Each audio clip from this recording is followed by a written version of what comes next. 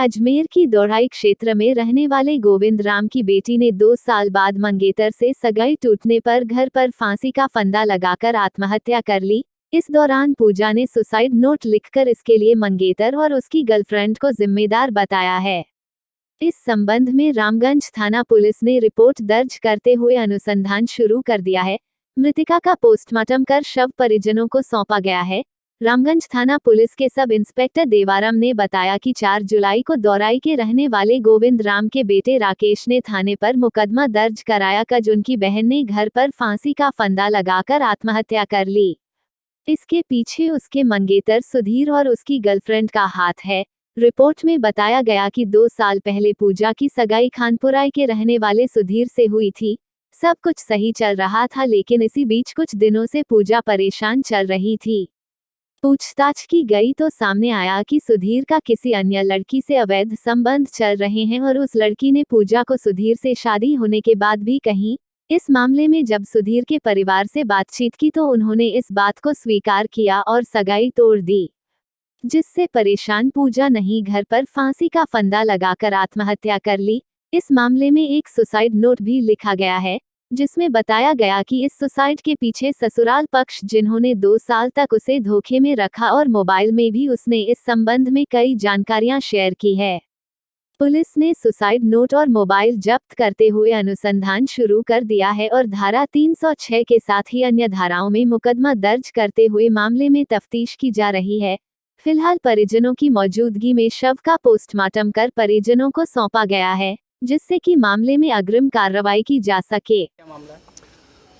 भैया गोविंद जी हैं, कंचन नगर दौराई निवासी हैं, जिनकी बच्ची की सगाई 1.5-2 साल पहले खानपुरा बंसी जी के पुत्र सुधीर के साथ में हुई थी।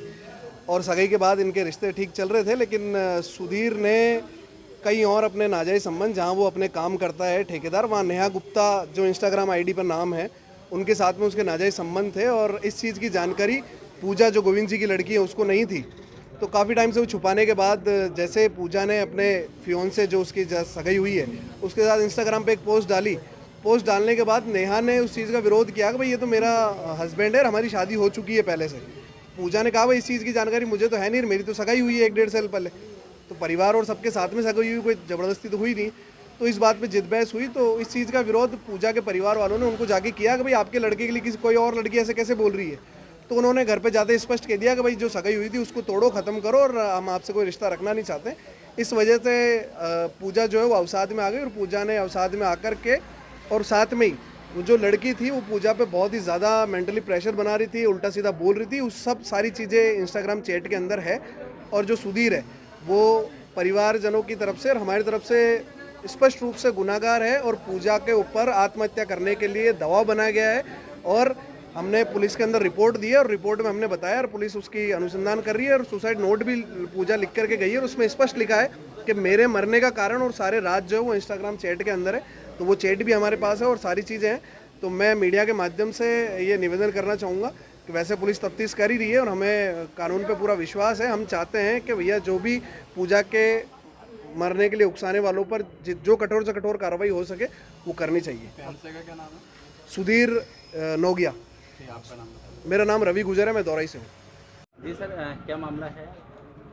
कल दिनांक 4/7/2022 को श्री राकेश अनोप गोविंद राम जाति रेगर निवासी कंचन नगर अजमेर ने एक रिपोर्ट दी थी कि मेरी बड़ी बहन पूजा की करीब 2 साल पहले सुधीर नाम के लड़के जो खानपुरा में रहता है से रिश्ता तय किया था, जो इसको कुछ दिनों से परेशान कर रहा था।